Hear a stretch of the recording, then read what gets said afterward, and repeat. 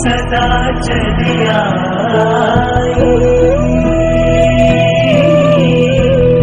प्राण जाए पर वचन न जाए।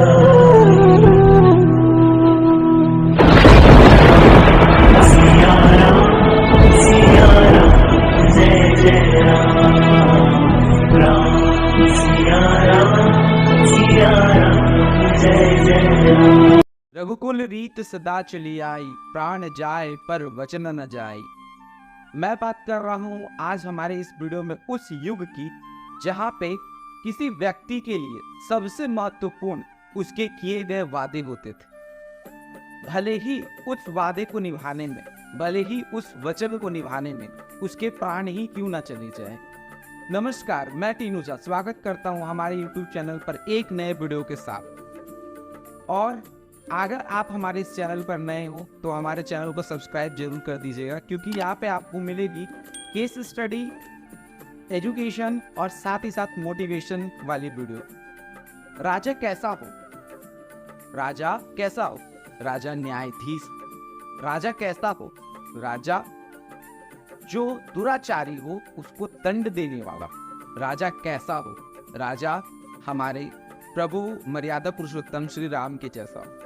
अब तक तो आप लोग समझ ही गए होंगे कि आज की वीडियो किस टॉपिक पर होने वाली है। जी हाँ, बिल्कुल, आज की टॉपिक हमारे प्रभु श्री रामचंद्र जी पर होने वाली है, आज की केस स्टडी। और अगर आप यहाँ तक पहुँच गए हो ना तो वीडियो के लास्ट तक बने रहना, क्योंकि आज मैं उनके बारे में वो सारे तथ्य, वो सारे फैक्ट बताने वाला हूँ ना, जो मैं बहुत श्योरिटी के साथ बोल सकता हूँ कि बहुत कम लोगों को उनके उस फैक्ट, उस श्योरिटी के बारे में पता होगी। तो वीडियो के लास्ट तक बने रहना और इस वीडियो को अपने दोस्तों के साथ भी जरूर शेयर करना। बात तब की है जब माता कैकेयी ने राजा दशरथ को बोला कि श्री रामचंद्र जी को ना वनवास होना चाहिए, वनवास होना चाहिए। राजा दशरथ ये बात से ना पूरे तरीके से हिल जाते हैं। मतलब राम का क्या कसूर है? कुछ मतलब वो तुमको दुख देता है, हमको दुख देता है, अच्छा बेटा नहीं है, अच्छा राजा नहीं है, किस लिए? मतलब कोई दिक्कत नहीं है, कोई परेशानी नहीं है, बट उसको होना चाहिए। ये एक जो लाइन है ना, वो हर व्यक्ति के लिए जो कहते हैं कि प्रभु हमने क्या गलती कर दी, हमने, हे भगवान हमने क्या मिस्टेक कर दी, किस गुनाह की हमें सजा दे रहे हो।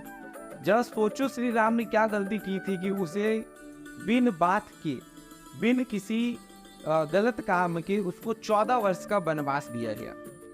ये मतलब उन लोगों के लिए बहुत बड़ी तथ्य और बहुत बड़ी फैक्ट वाली बात हो जाती है।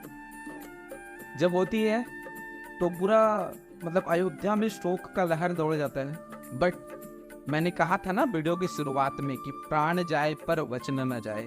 जब ये बात श्री रामचंद्र जी को पता चला कि मेरी माता, मेरे पिता की खुशी है कि मैं वनवास चला जाऊं, उन्होंने हर खुशी खुशी उस चीज को स्वीकार कर लिया। बोला एकदम कोई दिक्कत नहीं, कोई टेंशन नहीं, आपने बोल दिया मैं चला जाऊंगा। देखो मतलब जो रामायण है ना, उसमें एक से एक बढ़कर कैरेक्टर है, सीखने वाले कैरेक्टर। राम जी, श्री राम कैसे हुए? राम जी शुरू से श्री राम नहीं थे। देखो, कष्ट जब लोगों को आते हैं ना तो कई बार लोग उसमें बिखर जाते हैं और कई लोग निखर जाते हैं। श्री रामचंद्र जी को अगर सोचो वो वनवास न मिलता तो क्या वो राम से श्री राम बनते? अगर उनको वनवास न मिलता तो इस दुनिया में सत्य पर, असत्य पर सत्य की जीत होती? बिल्कुल नहीं होती। तो जो आपको जीवन में कष्ट मिल रहा है ना, वो आपको निखारने के लिए आ रहा है। बट अपना पेशेंस रखो और अपने जो वर्क है उस पे करो, और सबसे इंपॉर्टेंट ईमानदार रहो, ईमानदार रहो, सबसे इंपॉर्टेंट। देखो यहाँ पे ना मुझे लक्ष्मण जी का भी कैरेक्टर बहुत पसंद आता है। लक्ष्मण जी का भी कैरेक्टर बहुत पसंद आता है कि वनवास किसको मिला? राम जी को। लेकिन लक्ष्मण जी ने क्या किया? भैया मैं आपके साथ चलूंगा, भैया मैं आपके साथ चलूंगा। भरत शत्रुघ्न भी कम नहीं थे। जब ये खबर मिली कि उनको वनवास दिया जा रहा है तो अपने नानी घर में थे, उनको इन सब बातों से पूरा बेखबर थे। और ये सारा गेम हो रहा था, ये सारा गेम हो रहा था भरत को राजा बनाने के लिए। लेकिन वो लोग इस सब बात से अनजान थे। जब उनको ये बात पता चली, वो अयोध्या दौड़े आए और उसको जब बात की असलियत पता चली ना, वो इतने नाराज हुए कि उन्होंने अपने माँ को श्राप दे दिया कि आज के बाद किसी भी महिला का नाम कैकेयी नहीं होगा। आप लोग भी देखना अपने अगल बगल, मतलब किसी महिला का नाम मैंने अपने जीवन में अभी तक कैकेयी नहीं सुना है। अगर आप लोगों ने सुना होगा तो कमेंट में जरूर बताना। इतना गुस्सा हो गया। और उसमें भरत और शत्रुघ्न का भी क्या रोल था रामायण में। अब मैंने बहुत सारे लोग देखे कि थोड़े से पैसे, थोड़े से संपत्ति की वजह से भाई भाई को गोली मार देते हैं बिना कुछ सोचे समझे। लेकिन वहां पे क्या हुआ, राम जी के खड़ों को रखकर अयोध्या में 14 साल तक उनका दास, उनका सेवक बनकर, मतलब सारे जितने भी राज्य के काम थे उसको निपटाए। अच्छा, मैं सभी दर्शकों से एक बात पूछना चाहूंगा कि वनवास में राम के साथ लक्ष्मण भी गए, मगर लक्ष्मण जी को हम उस तरह से क्यों नहीं पूछते हैं जो श्री राम जी को पूछते हैं? आप बता सकते हो क्या? देखो, मैं बताता हूँ इस बात का जवाब। जब आप रामायण देखते हो तो वहां पे आप लक्ष्मण जी को कैसे देखते हो? पेशेंस उनके अंदर बहुत कम, तुरंत उग्र हो जाते हैं, तुरंत गुस्सा जाते हैं। मगर राम जी पूरे समस्त के जो खुद रचयिता है, वो समुद्र से हाथ जोड़कर विनती कर रहे हैं कि आप हमें रास्ता दो, आप हमें रास्ता दो। ये जो क्वालिटी है ना, उनको राम से श्री राम में बनाती है। ऐसी क्वालिटी कि उनके दुश्मन भी लास्ट में उनसे हाथ जोड़कर बोले कि आज जब रावण का अंतिम समय हुआ, उनकी वाइफ जो थी उन्होंने बोला, मतलब जब आए तो वो राम जी ऐसे मतलब पीछे मुंह करके खड़े हुए थे, पर पराई स्त्री की ना उस पर छाया भी नहीं पड़नी चाहिए। तो बोलता है कि गुस्साई हुई आती है मंदोदरी की, किसने त्रिलोक विजेता का मतलब कि उनको हरा दिया भाई। तो जब देखते हैं तो बोलते हैं कि प्रणाम माता करते हैं श्री राम भगवान मंदोदरी जी को। और जब देखते हैं कि उनकी छाया भी राम जी को स्पर्श नहीं कर रही, तो बोलते हैं कि प्रभु मुझे पता चल गया कि आप क्यों त्रिलोक विजेता बने और रावण को आपने वध किया। बोलते हैं ना कि आपका सारा चीज चला जाए मगर आपका कैरेक्टर नहीं जाना चाहिए। मतलब आप जो हो आप कभी मत बदलो। आप अगर एक सच्चे व्यक्ति हो तो वो मुंह पर बोलो लोगों के, और अगर कोई खराब कैरेक्टर, बोलते ना सभी तरह के लोग हैं, तो उस तरह में भी अपने कैरेक्टर को नहीं चेंज करना चाहिए। मगर इसमें मुझे ना सबसे ज्यादा पता है जो रोल मुझे पर्सनली मैं बता रहा हूँ, मुझे जो पसंद है ना, वो रोल मुझे पसंद है माता सीता। माता सीता आज के जमाने में हर उस स्त्री, हर उस व्यक्ति, चाहे वो पुरुष हो चाहे महिला, उसके लिए एक जीता जागता एग्जाम्पल है। किस चीज के लिए? प्योरिटी के लिए। जब रावण उसको लंका ले जाता है ना, आजकल क्या होता है आजकल थोड़ा सा पैसा देखते हैं लोग, पार्टनर चेंज कर लेते हैं। जब रावण उसको ले जाता है लंका, क्या देखने को मिलता है? बाप रे बाप, सोने का लंका।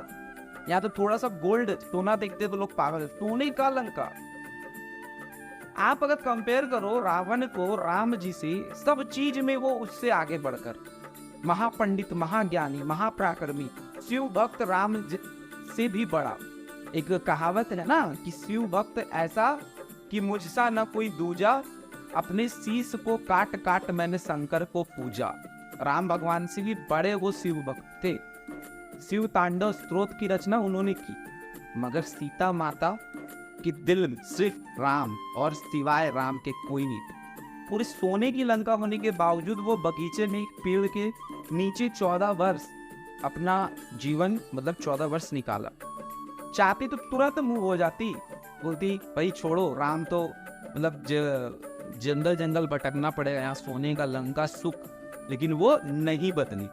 हम जैसे आज 2023 21वीं सदी के हर उस व्यक्ति के लिए सीता माता एक परफेक्ट एग्जाम्पल है। मैं कहता हूँ हर कोई को ना सिर्फ रामायण पढ़नी नहीं चाहिए, बल्कि उसकी कैरेक्टर को भी समझनी चाहिए। आजकल के रिलेशन में क्या हो रहा है, देखो लोग बोलते हैं ना पैसा कमाओ, रिश्ते इंपॉर्टेंस नहीं करते। अरे भाई, रिश्ते इंपॉर्टेंस करते हैं। वो रिश्ते माता पिता के हो, वो रिश्ते या फिर पति पत्नी के हो, या बॉयफ्रेंड गर्लफ्रेंड सो कॉल्ड सा नाम हो गया। बट आजकल क्या हो रहा है, 4 महीने 5 महीने में लोगों के मुंह से सुनने को मिलता है। हमें क्या मिलता है सुनने को पता है? अब मन नहीं कर रहा, मन भर गया। कितना भारी भरकम ये वर्ड आप सोच सकते हो, मन भर गया। मतलब आप समझ रहे हो क्या आज की जनरेशन में हो रहा है।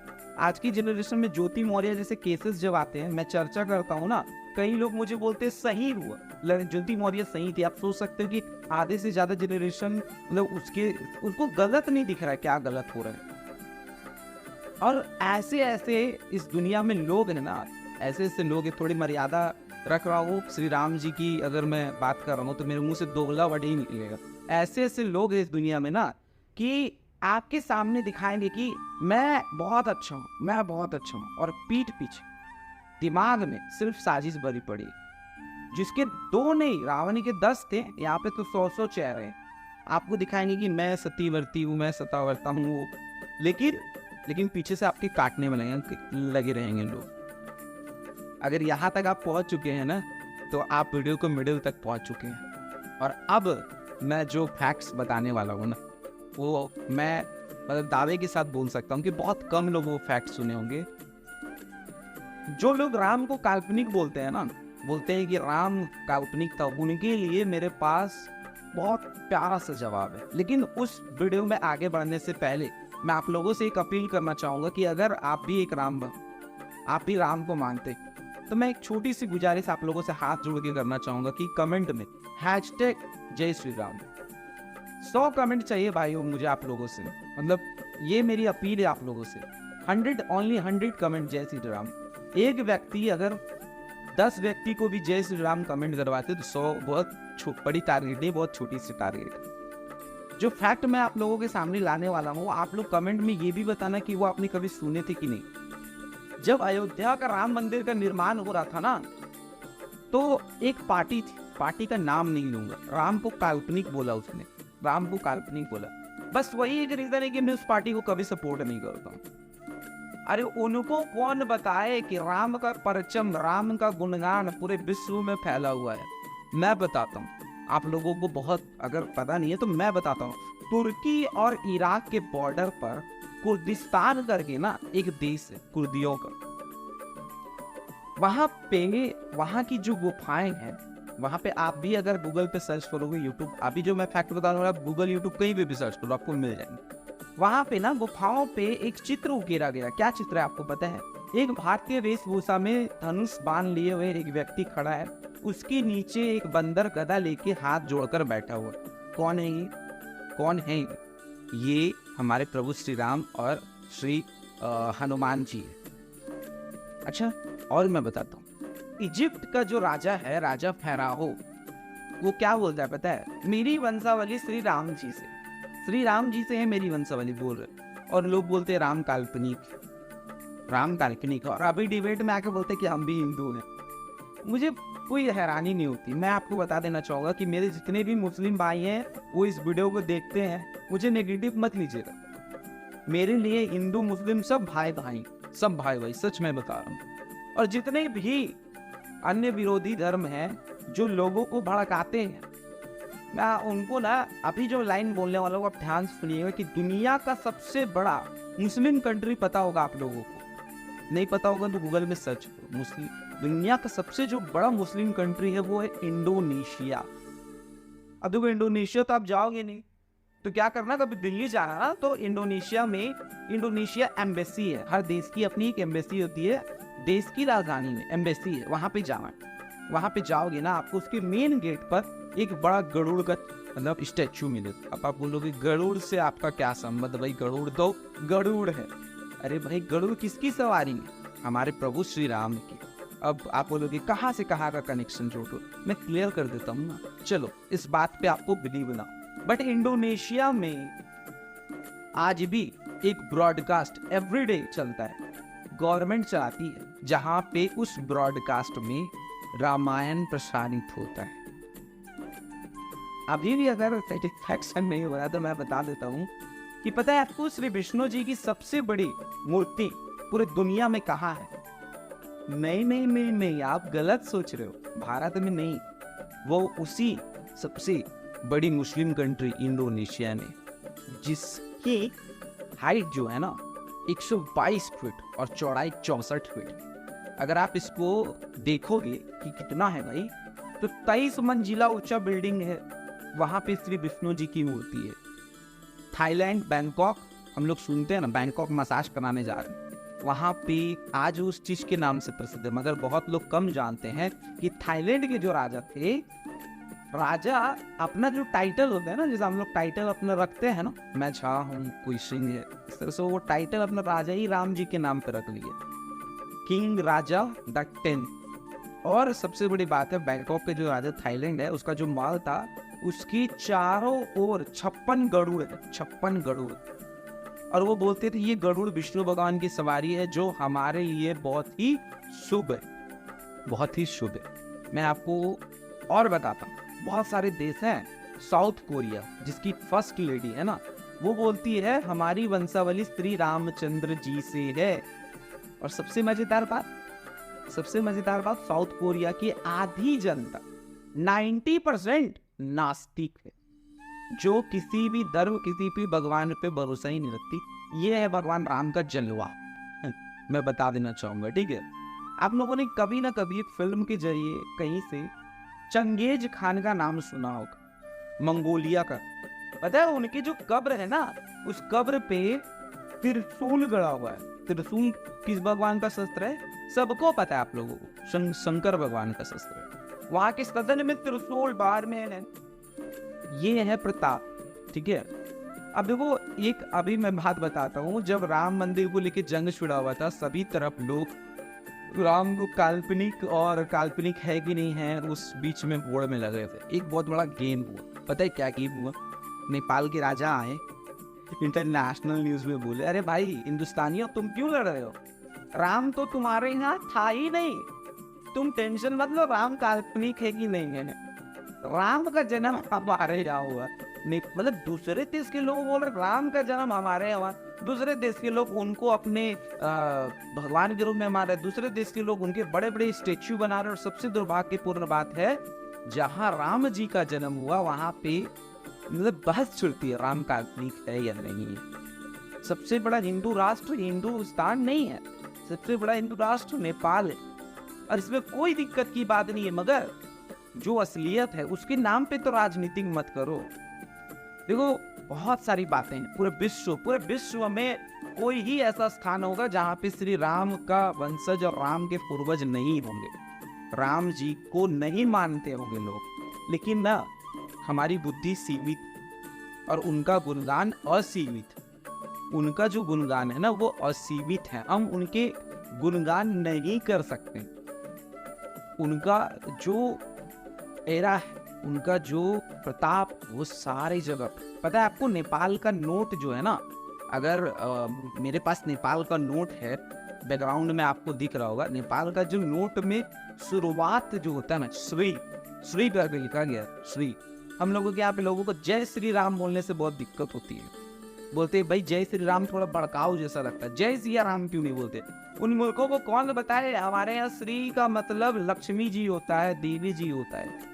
हमारे यहाँ श्री का मतलब लक्ष्मी जी होता है, इसलिए जय श्री राम बोलने से ही लक्ष्मी और नारायण का हम लोग कर देते हैं। लेकिन इसके लिए जितने भी मेरे एज के और मेरे एज से अपर लोग हैं, मैं उन सभी से हाथ जोड़कर दरख्वास्त करूंगा ना कि आप लोग सिर्फ अपने धर्म को जाने और जानने के साथ पढ़े भी, ताकि आप उसकी गहराई को जान सकें। खैर, बहुत सारी बातें हैं बताने को, उतनी सारी बता नहीं सकते, मगर आप कर सकते हो एक काम। क्या? कमेंट सेक्शन में जय श्री राम का बाढ़ 100 कमेंट्स, बस इतनी छोटी सी गुजारिश है। और इसी गुजारिश के साथ आज इस वीडियो को मैं समाप्त करता हूँ।